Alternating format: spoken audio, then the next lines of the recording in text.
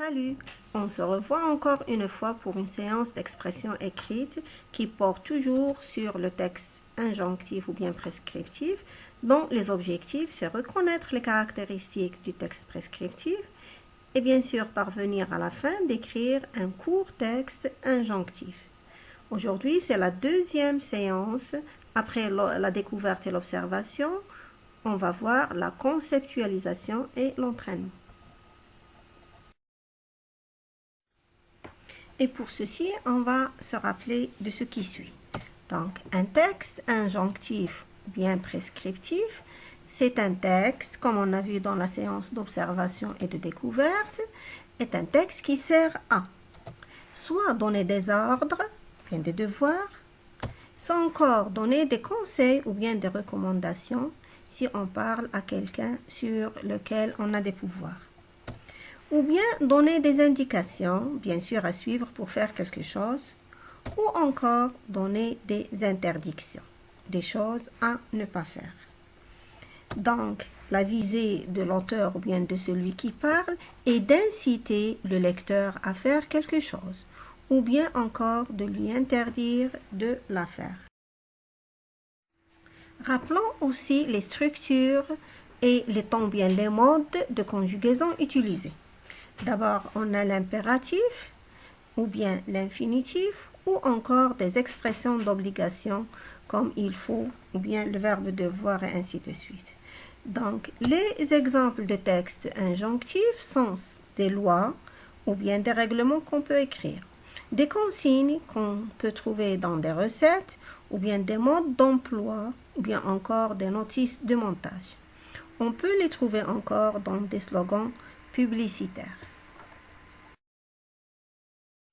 Donc, après le rappel, on sait bien les caractéristiques d'un texte prescriptif. Passons maintenant à l'étape de l'entraînement. Donc, voici un texte injonctif. Complète-le en utilisant les mots suivants. Il faut toujours ne pas courir, intérêt, recommander, respectant, tonder, circuler, conseiller. Lisons maintenant le texte. Tous le code de la route. Il est aux piétons d'être vigilants. Ils ont à traverser sur les bandes blanches. En traversant, permet aux automobilistes de bien vous voir. À vélo, portez un casque. Pour circuler en ville, il est de rouler sur une piste cyclable. Si vous voulez changer de direction, le bras pour montrer quel sens vous allez prendre. Pour votre sécurité, ne jamais entre les voitures. Donc, vous avez un moment de réflexion.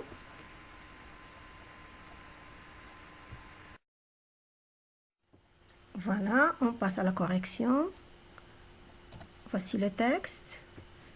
Allez, on commence. Respectons tous le code de la route.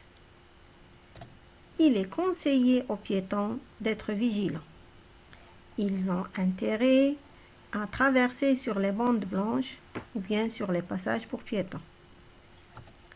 Ne pas courir en traversant permet aux automobilistes de bien vous voir. Ça, c'est pour les piétons, on passe pour les cyclistes. À vélo, il faut toujours porter un casque. Pour circuler en ville, il est recommandé de rouler sur une piste cyclable.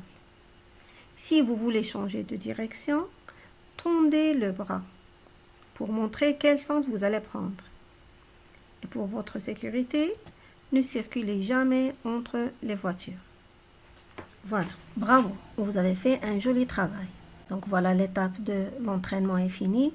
Attendez-moi pour une nouvelle étape de production.